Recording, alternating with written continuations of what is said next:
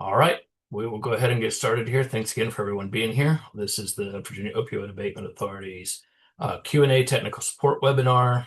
This is primarily designed for cities and counties who are in the current open application period. We will also on this be featuring going over the updates to OAA's terms and conditions that were adopted by the OAA's board back in November. And since on our previous webinar about system updates, we had an issue walking through the example in the portal of the new process for renewal budgets. We're going to highlight that today as well. And then when we get through those items, we'll open it up for general Q&A. All right, so today's presenters have myself, Charlie Lindekum. I'm the Director of Operations and oversee all of the grants processes for OAA as well as outreach to and technical support to cities and counties. We also have our Senior Business Analyst, Matt Terrell, who is responsible for all of our portal-related coordination, troubleshooting, support, design, and everything else in between. And our senior manager of grant operations, Sharika Bridges, who's always making sure our I's are dotted, T's are crossed, finding issues, coming up with solutions and fixing them and every other kind of thing, somewhere in the middle of all of that. So, sorry, there we go. So agenda for today. We're going to go over some application reminders for FY27. We're going to walk through those portal updates for the renewal applications. And then we'll discuss the terms and conditions and then open up for questions. So, a couple of quick, reminders, just due dates. So, new program applications, new project applications for fiscal year 27 are due in the portal 3/16/26 by 11:59 p.m. Current projects that are being renewed for FY27 are due April 1st, 2026. And do remember, if you have a project and it's going to continue in any way, shape, or form past June 30th, it's going to likely need a renewal. Unless the project is ending and all of any obligations can be liquidated by the end of September. We've had a few miscommunications on that over the years, but the grants committee only approves these things for 1 year at a time. So even if there's no additional funds being requested, if it's all carried forward or whatever, or even if it's just a extension of the performance period to finish some things out, it still needs to go through the renewal process. And then we haven't issued an official date on this, but as all of you likely know, a direct distribution report is required of every locality that's participating in an OAA grant. And that can be filled out through as part of an individual application, either new or renewal, or as a standalone report. And so we're setting a separate due date for those of 4/16/26. But if they are not received, and that includes, partners for on cooperative partnerships and stuff, then that will affect the ability of any application that any of them are put together with. And then we have updated how the form works. It should flow much easier than it has in the past. And the previous webinar we did last month that's available on the Abatement Academy webpage covers the steps for that. So a couple of other reminders related specifically to renewals for FY27. Start the renewal process early. You see there's the due date there. It has to be electronically signed through our e-signature process by the city or county executive or their designee. If that designee is anyone below a deputy level, we will also need some type of document that shows the delegated authority. Be sure to coordinate with city or county finance or budget team to ensure accurate reporting of the current year's expenditures and the projection of those expenditures by the end of the year, because that's how things like carry forward and FY27 award amounts are going to be decided. And if there's inaccuracies, it's going to affect their ability to do that. as I mentioned before, the direct distribution reports are required, due by April 16th, can be completed as a standalone report or as part of an individual distribution application. It should cover all of the fiscal years that you have received funds for. So it would start with, I believe the first year funds were actually received was in FY23. So we want to see for 23 all the way like year to date for 26 for that. But that only has to be filed with us once a year. So, but you can also update it as much as you want, and we will be using this year's versions to update the lookup tool with any of the what we call the non-OAA projects, those that you're using direct distributions for that are not associated with an OAA grant, like that includes like individual distribution and cooperative gold standard funds. So we can update the lookup tool to reflect where you all have spent those outside of any OAA projects. And be sure to engage with your OAA local government opioid settlement liaison. Everybody has one, a specific one, except for those few localities around the headquarters here, which our staff here, which Matt and Sharika and I all can assist with, as well as others.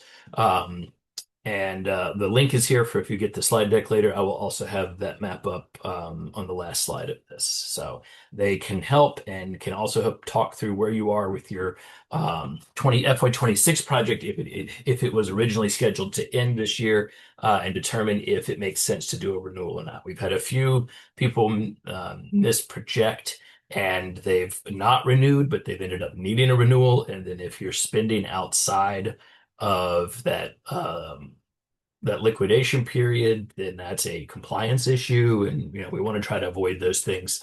And it never hurts to do a renewal. At worst, all you have to do is do one more annual report when everything's closed out. So before we jump into the portal renewal example, I just wanted to put a layout here.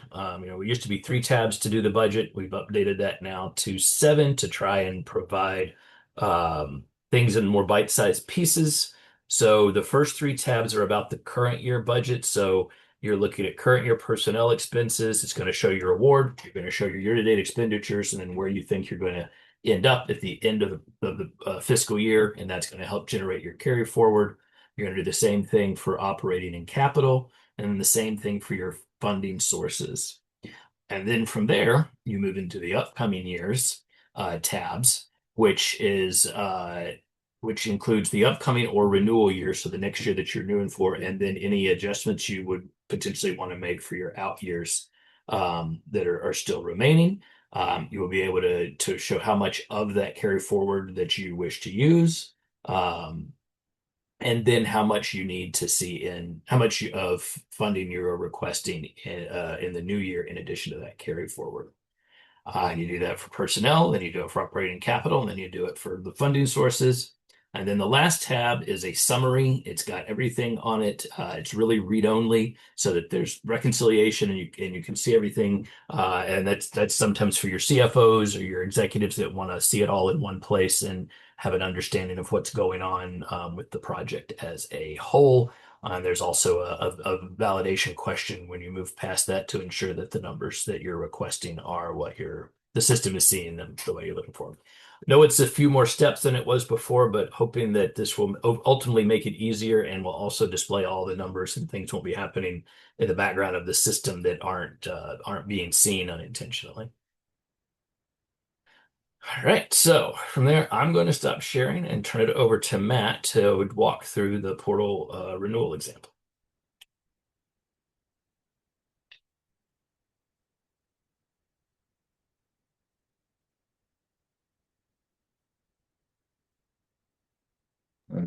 Unmute myself here.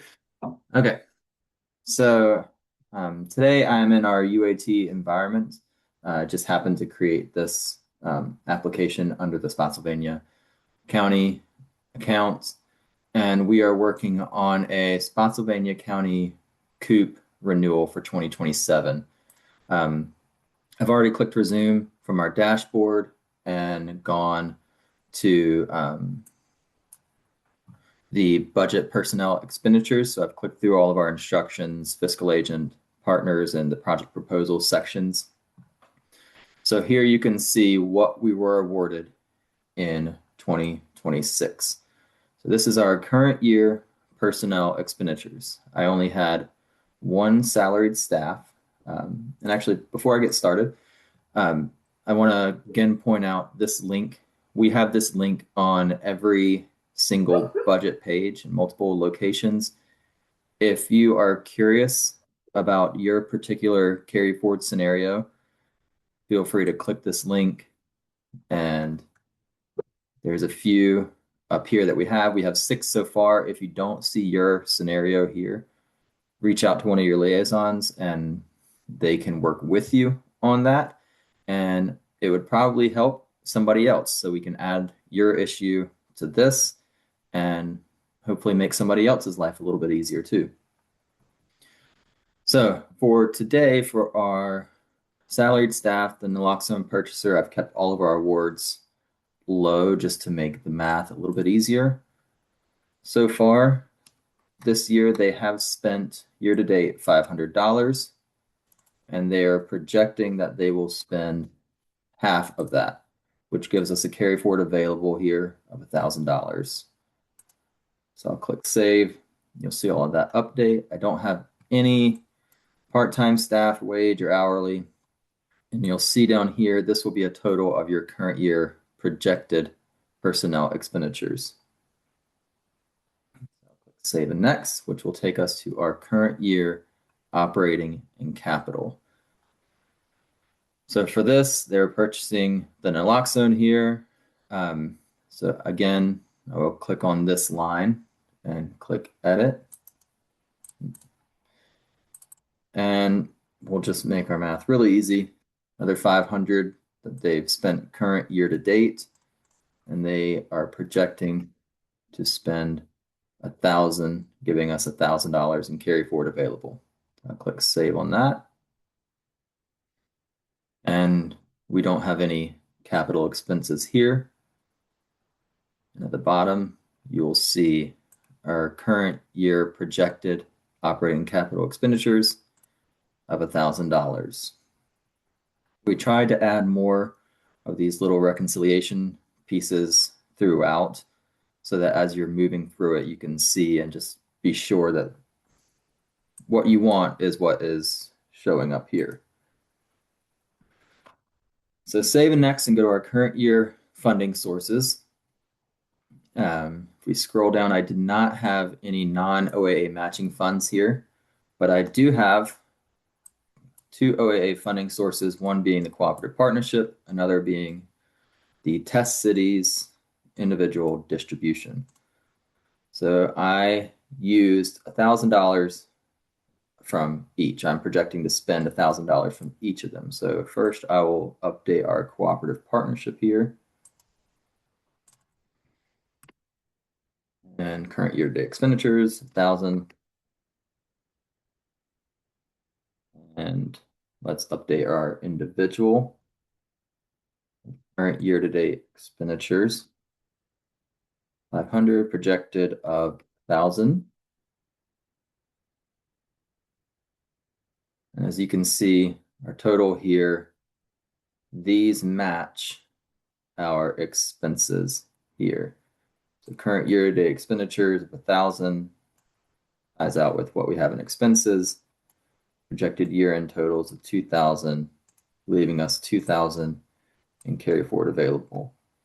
And there is another little reconciliation down here where on the left side, it is reconciling, doing just what I did there, your current year-to-date expenditures by fund source, which is what is on this page, and by the expenditures by category, which is what you entered on the last 2 pages.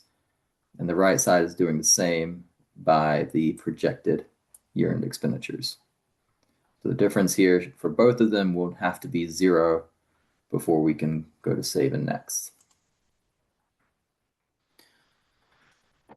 So for this particular example, I'm going to be working through 2 different carry forward scenarios. For our salaried staff scenario here, what I'm going to be doing is requesting this carry forward in a manner that reduces what we are asking in the next year. So instead of requesting $2,000 for FY 2027, we will only be requesting $1,000 in new money and $1,000 in carry forward requests. Again, this is all explained out in this link. You can find the link there, and it's filled with screenshots, and you can follow right along there. So for here, I'll select this and click Edit. I will be requesting this $1,000, and I'm going to leave this FY 2027 upcoming renewal year as it is. And that's it. So now this $1,000, I'm saying is going to reduce this. And don't have anything up.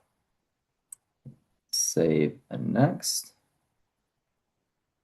For our operating expenses, what I am planning to do here is I want to request this $1,000, but I want it to be in addition to this 2,000. Maybe there was a timing issue of something, and FY 2026 expense will be coming into 2027. You'll still have these. You'll need this $2,000, but you also need this $1,000 for that. So we'll click Edit here. We'll request this $1,000, and we're going to increase this by 1,000. And hit Save and Next. Which takes us to our upcoming and out year funding sources. This is, it can get a little confusing. If you do have any questions, even with the links, please feel free to reach out to us and we'll be happy to help you. So we need to update our OAA funding sources now. So let's start with the cooperative. So we have to show what we're asking for each funding source. So edit this cooperative, showing we have a carry forward available of 1,000. I want to request that 1,000. For 2027, it is asking what you need of new money. We still need the 2,000. So this is in addition to the carry forward. So we're asking for the carry forward and this. And we'll do the same for the individual because we want all of this. If we scroll down and up, I ran into something. We are off. We're requesting $1,000 more than what we have in expenditures. And that is because we were going to reduce our salary funds for 2027 by 1,000. So I need to go back. I'm going to decide to reduce our cooperative ask.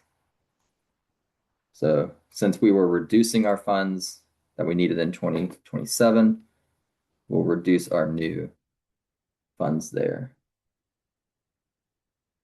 Save. So let's go back down to this new reconciliation we have. And there it is. So what this is doing is adding up our non-OAA carry forward funds, our non-OAA renewal year funds, our OAA carry forward funds, and our OAA renewal funds to get the total requested funds, this amount here. And then it's taking your total expenses from the previous 2 pages. And it's just telling you the difference for those. You'll have to do that for each year. The difference needs to be 0 for each year in order to click Save and Next. So we can see here requesting our $2,000 in carry forward, and we're only requesting 3,000 new money. So I'll click Save and Next now, which will take us to our summary page. And here is where you can just look through, make sure everything is correct. We're all good. And click Save and Next. And here's where we've added in a little confirmation. Um, please read over this. And if something doesn't look right, it's telling you, hey, you want to request $2,000 in carry forward and an additional $3,000 in new funds here. If that sounds right, go ahead and click confirm. If it doesn't, you can click cancel, go back and try to look and see what may be going on. If you can't, again, please reach out. But if it's good, then you can click confirm and you will move on with the rest of the application. So there is our new budget scenarios. Go ahead and stop sharing now.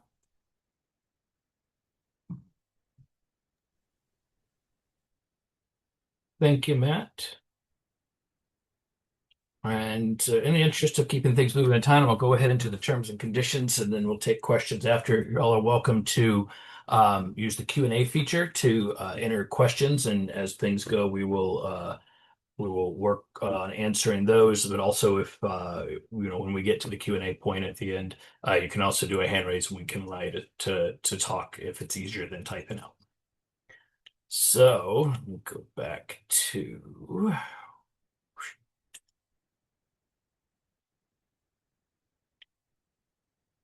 Slideshow back up for everyone. Matt or Sherry can give me a confirmation. Yep, it's good. Great. Thank you.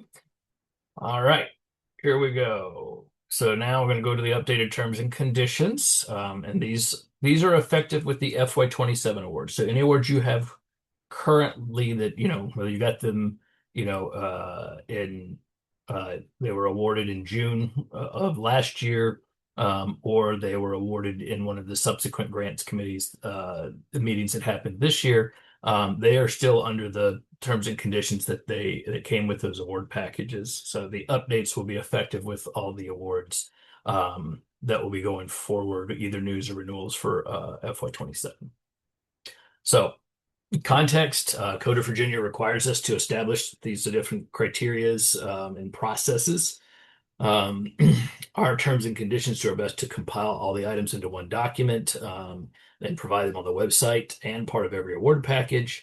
And the purpose of these updates are either to add some new items that needed to be addressed, or and primarily the bulk of the updates are incorporating items that were already established, in other places of guidance and instructions and things like that, to help give more of a singular place to look for the requirements and information related to that.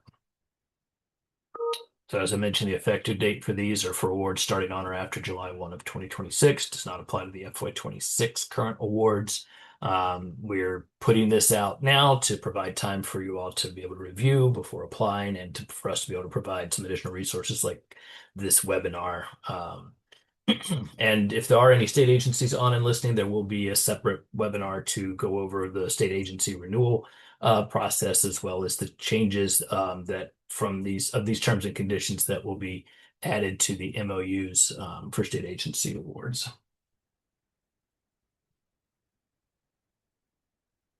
All right. The biggest change is there's a timeline to accept OAA awards that there has not been before.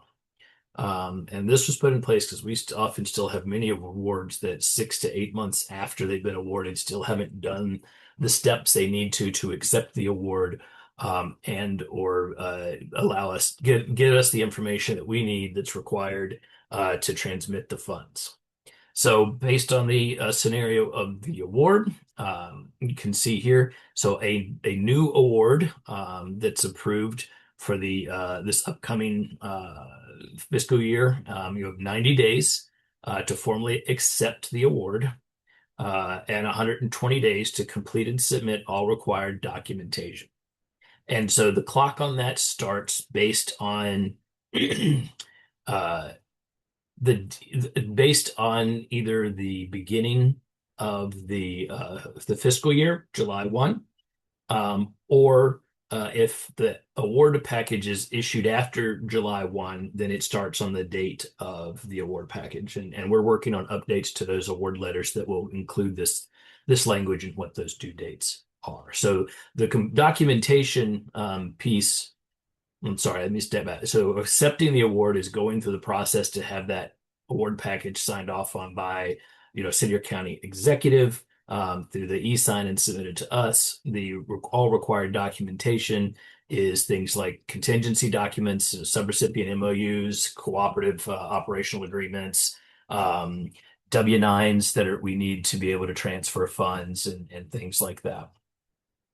So if there is a new award approved during a year, so like if we'll have grants committee meetings in probably September, November, and January on the next cycle. So if like a new individual award was approved during that time frame, then there'd be 60 days to formally accept the award and 90 days to complete and submit all that required documentation. And the clock on that would start based on the date of the award letter. And then the same thing if there's a current year amendment that also would hit the 60 days to accept the award and 90 days to complete and submit all required documentation. And then renewals would have 90 days to accept and 120 days to submit any required uh, documentation. So, what happens if that isn't done? And we will certainly be working with and supporting everyone, answering questions and checking in before any of those dates hit. So, if there's failure to adhere to the timeline, the award would be rescinded by OAA, and then the city or county could reapply at the next available deadline. Also, an extension could be requested that includes the details of the circumstances requiring that extension for the OAA's executive director to consider. The executive director may also allow the award's performance period to continue and amend the award amount to zero for the current performance period. So that means if there's funds to operate on and no additional funds are really needed, then the award amount could be modified to zero and the award can continue. And then in the next cycle, then additional funds could be requested. We'll also want to note, and I think y'all should know this is fairly consistent. So anytime you run into issues with our portal, please let us know as soon as possible. But if there are issues identified in our portal that's preventing those on-time submissions, the executive director can grant extensions as needed on a case-by-case basis, so long as they're communicated to us. Cities and counties will not have issues caused by our portal, some type of performance issue, something not working held against them in this timeline. But it is incumbent if you go in to do something that you let us know as soon as possible so we can work on getting it resolved. And to also try not to wait till the last minute to go in and see, because that gives us time to try to get stuff fixed within the timeline. So while there are requirements and there's goals that we're trying to push everyone towards, so that the money can get out and the projects can get enacted and moving along. And that will possibly cause some time to, thinking about prepping ahead of awards to get things on council and board of supervisors agendas as needed and up to executives and those kinds of things. There is flexibility. We know turnover happens, and that can delay things at the executive level and in the middle and that kind of thing. And so, just if you're the main person, just please be reaching out to your liaisons, and or the central office staff, and we'll provide you support however we can when outside things happen. But just lack of attention or not planning for it is not something that is necessarily something that would be an allowed consideration. So, and I should say this is, and there's two other new items that are added here in addition to that. We've added some compliance review language. As you all know, we're somewhere within this calendar year, we're going to start doing operational reviews, compliance reviews, where we come out and not only do a site visit to see the project and see how it's going, but we'll be doing things like validating things that are in the annual report. Like how the data is pulled together for performance measures, looking at some of those things, the performance measures and objectives and goals in action as part of your plan, and probably some light checking and financial validation. But related to that, so in addition to the progress reporting that's required, which comes through the amendment and renewal application process, and the annual reports, the OAA may conduct outreach surveys, questionnaires, site visits, financial reviews, and/or performance reviews regarding the project. Fiscal agent will always be the primary point of contact for all matters related to this section.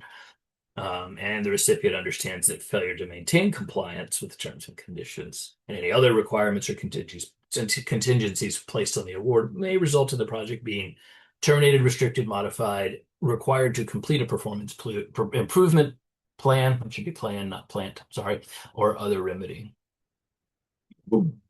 And we've additionally added a little bit of information around subrecipient and vendor monitoring for any award where responsibility has been delegated to a subrecipient organization or vendor, fiscal agency, or counties, good to ensure regular reporting of activities and achievements, as this data is required for amendment and renewal applications, as well as reports. So that's just formalizing a little bit more of what's required in when with establishing subrecipient agreements. So all the rest of the items are incorporating things that have either been contingencies, instructions, guidance, and those types of things that we've been operating under, just so that they're all in one place. So I'll move through these a little quicker. All awards had a contingency for this current year to ensure that appropriate staff and partners are subscribed to the OAA's Abatement Authority news update. That's our primary form of broad communication. That's where we put out changes to requirements, due dates, reminders, and things of that nature. That if there are any potential changes, various issues, and tensions related to the project, OAA is notified as soon as practically possible. That everything should be submitted, applications, reports, signatures, documents, communications, etc., through the grants portal, unless otherwise instructed by OAA staff. A little more information related to signatures. So OAA documents must be signed by the city or county executive or a designee, unless other instructions have been provided by OAA. We've had a broad set of different group people signing those signing things, and so we've got to put a little tighter requirement around that. And some of this information is now in the application in the signature sections that's much more descriptive as to who should be signing it and how the things move along. Because if the designee is anyone other than the executive's deputy, then we need some type of document that authorizes that designee to transact business for the governing body. And that would need to be provided as an attachment with the application or report.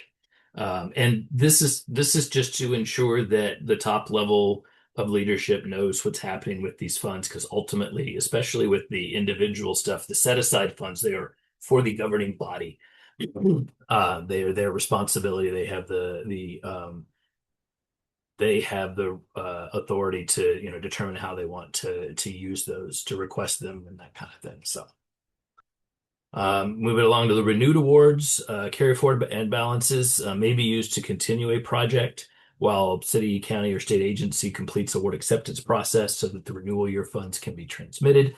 That's just some language that's pretty normal to us, but sometimes some of the fiscal offices want to see something like that so that you can continue operating in the new year, as long as there is some notice of award.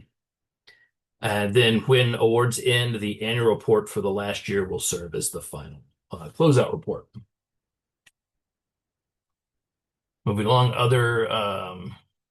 wait a minute. Got the same thing in here twice somehow. Sorry about that. Moving along. Separate accounting. This has been in guidance documents and mentioned in less detail in terms and conditions and definitions. So we got it out a little more specific, especially as we've gotten through some of our award and reporting processes. So there's been a requirement that the OAA award recipients maintain separate accounting of each fund source that is part of an awarded project. That would be the non-OAA funds, such as direct distributions, other grants, general funds, funds provided on behalf of the city and county, like from a could be a nonprofit or a philanthropic organization, or any other revenues that are not provided by OAA. And then the OAA funds, the individual distributions, the gold standard, cooperative partnerships, unrestricted funds, or any other things provided by the OAA. Because we have to have all these things set aside in specific formulas. So we need to know how they were spent as part of the award we need to have those lines clear and that everything can't just go into like one bucket and whatnot. So, but saying that, we do not expect people to spend lots of money making crazy updates to their system to potentially help handle this. So we don't prescribe a specific methodology for maintaining this. Any method that's utilized, we need to be able to reconcile to the general ledger. So if everything's sitting in one account on the general ledger and there's a spreadsheet that can reconcile to that amount and can show how everything is being managed, that's fine. If you happen to have enough coding bandwidth to add a different code for everything and you can show it that way, that's great. And if you're not sure and want to make sure you've got trying to figure out if you are in compliance there, please feel free to reach out to us. Be happy to walk through it with you and see if if it works or if we have any other suggestions to help you get there. Um, Renewals. This is again kind of enshrining things that have been in instructions and things for a while. Requirements. Application is required by the end of the application period each year. That it has to include a status update, the amount spent year to date by expenditure category and fund source, which Matt just walked you through, status of objectives, amounts achieved year to date for performance measures, and may also include amendments. And if you're in a renewal, there's a certain amount of money that's been set aside for you all based on a formula that we usually communicate. And then if you want more funds than that, you have to compete for like the delta amount over the set aside renewal. If you're working on your application, got any questions on what what those numbers are, just let us know. Compliance, at any time, the cooperative partnership has to remain in compliance with terms and conditions. Amendment applications have to be submitted through the grants portal, unless otherwise instructed by OAA. Carry forward is only available as part of a renewal process. The renewal applications must provide projected spending for all budget line items in order to calculate that carry forward. Carry forward amounts must be trued up after the end of the performance period with OAA and include a copy of the ledger that reconciles to the amounts. And then carry forward must be expended or encumbered to 80% before the next year's funds will be transmitted. And those are all just kind of standard contingency things we've been doing. Carry forward uses, carry forward balances should only be requested for one of the following: to reduce the amount of funding needed for the upcoming renewal year, to support an approved budget line item or part of one that was not able to be completed in the year, or to support a one-time purchase of something, an item or service that is in the current scope of the project. Carry forward cannot be used to expand a project. That is something that because the board has given us administrative authority to help move carry forward things along. And if things are going to change and expand by scope, they would have to go back in front of the grants committee. There is certainly options for individual distributions to be able to do that through a regular amendment. So if that's something you're interested in, just reach out to let us know and let you know. Carry forward, I'm sorry, cooperative partnerships would need to put something like that in their next year's renewal and put it as part of the competition process. Fiscal agent requirements. So we have a section that we've added that really just kind of puts all this into one place. A lot of it's been sitting in guidance documents or flushed out in a couple of different areas. We just know this is for cooperatives. One of the partner cities and counties must be designated a fiscal agent. and they have to maintain that role. If the fiscal agent no longer wants to be fiscal agent, that grant will end and a new application from a new fiscal agent is required. They have to coordinate and execute an operational agreement. Um, they're responsible for making sure to coordinate and get information from everybody that's involved with the projects and separate account for the funds. Fiscal agents will ensure awarded funds and contingent matching funds are spent in the sequence listed below: direct distribution match and other OAA match spent, then individual gold standard, and then cooperative partnership funds last. And that's actually been in the terms and conditions for a little bit, but we wanted to make sure it was highlighted so that people can make sure that's happening with their projects.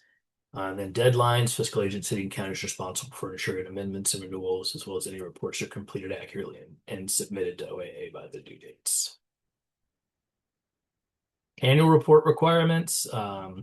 This is just kind of formalizing what is included in the annual report, which is narrative status update on the projects, final expenditure amounts, performance measures achieved. Need a copy of the general ledger, line item transactions. Fiscal agent needs to provide for cooperative partnerships a ledger from each city and county that has, if they're expending funds directly out of their accounts for a project. It doesn't apply to most cooperative projects, but does to some.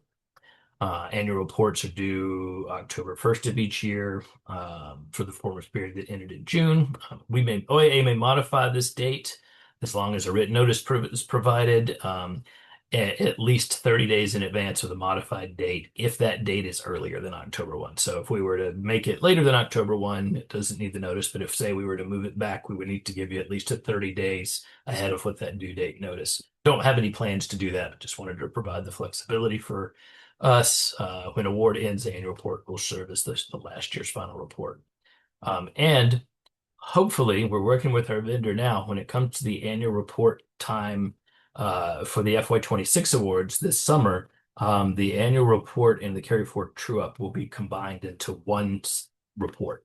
And that'll all get handled as once. You won't have to do two separate reports to work through that. It'll all get handled through the same report and hopefully reduce some administrative burden on you all as well as us, and make things a little bit clearer as we get to further along and are able to put some information out. We'll have webinars on that stuff to walk you through those changes, but we're hoping it's all going to be easier.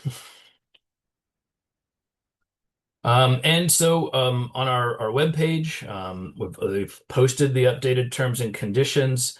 You see down here in the green. So above the green, you have the current year's terms and conditions. And then in this green box, as you see here, you have the ones for 27. So this is on both the individual distribution and the cooperative partnership tabs. And we've also updated our direct distribution guidance document. Thank you to Sharik for putting that together with screenshots and guidance on the new steps with the new layout. So those are both available fresh this morning. Thanks to Matt for posting them. So I have our contact information here, and I will leave this up through the Q&A session. And you can see myself, Sharika, and Matt on the left. Here are your liaisons and the localities that they serve and their contact information. And if y'all haven't seen, here are links to follow us on social media. We are working on trying to, there's a lot of stories going on about OAA projects. But there will also be, as we're working on updating the newsletter process with our new media team, there will be certain items that you get included in newsletters that will also be pushed out through the social media as an additional communications rule. So, oops, sorry, let's go back, leave that up. From that, do we have questions?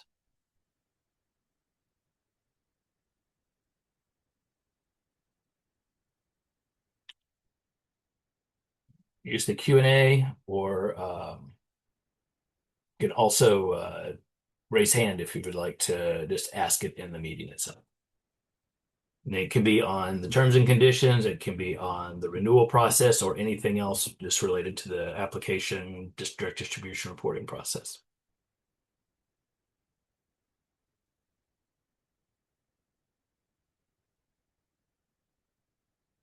Matt, Sharika, we seen anything?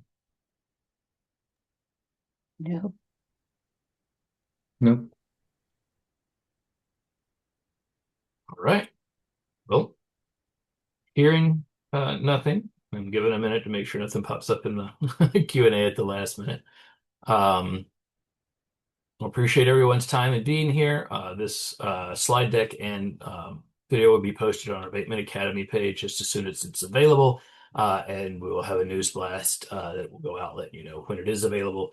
The one for the walkthrough of the other parts of the renewals that was done last month is already out there, along with its slide deck. And like I said, your liaisons are here to assist, as are we. We want everybody to have the opportunities to be successful with these projects and these funds. And Charlie, what, we have two questions that have come in. yeah, Sorry. okay, great. No, I'll finish. Whether it be programmatic help, administrative help, financial help, we're here to do what we can. Okay. So one question says, when submitting a new cooperative agreement project or cooperative partnership project, will the fiscal agent be the only entity that needs to provide a signature for the application? So for the application, yes. But when you do a new cooperative partnership application, there's a cooperative partnership agreement that has to be signed by the fiscal agent in each of the localities.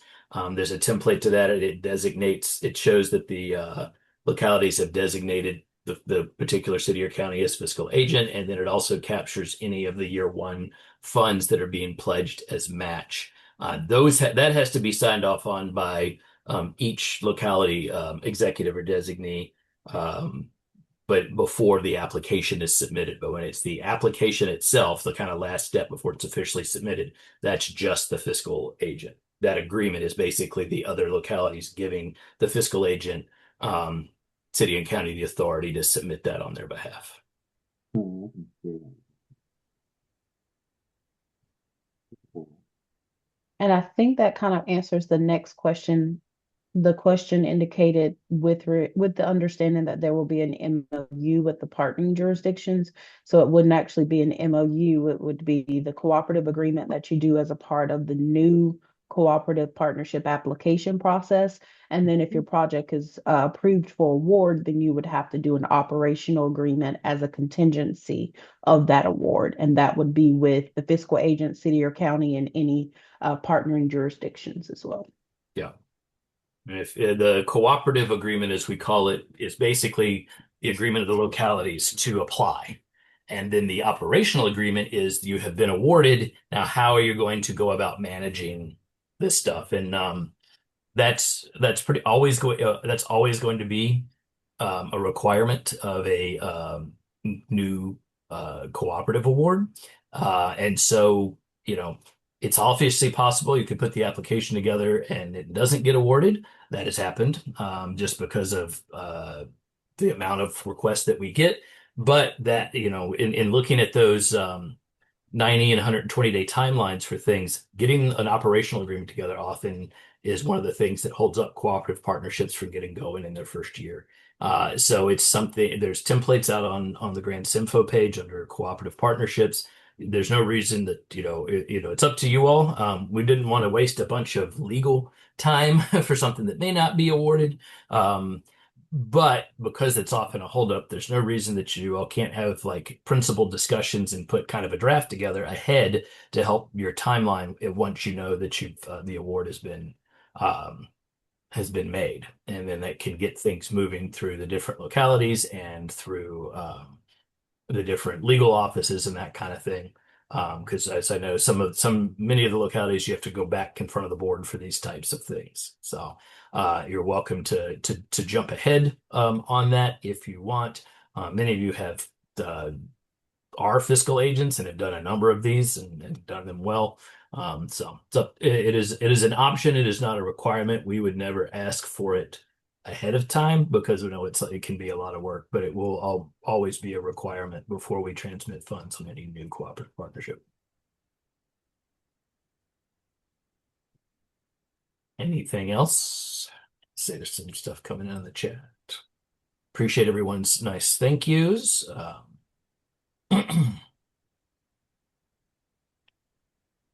We have hand raises or last Q&As?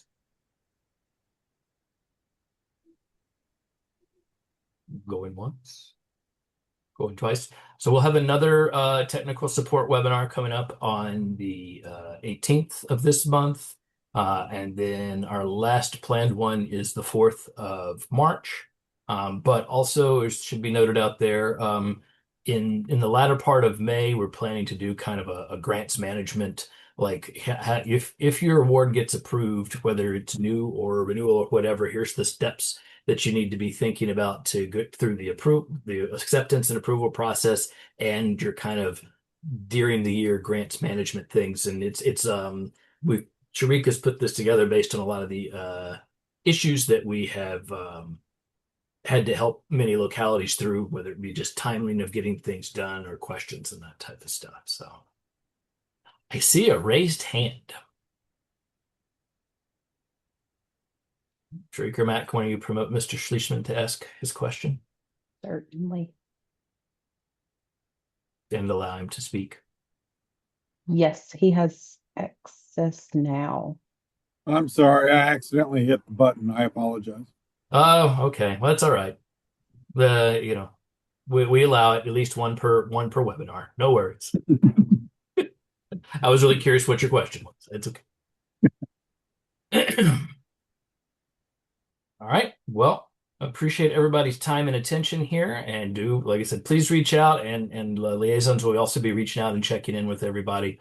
As always, happy to help move these things along as best we can. We'll see you all in a couple of weeks.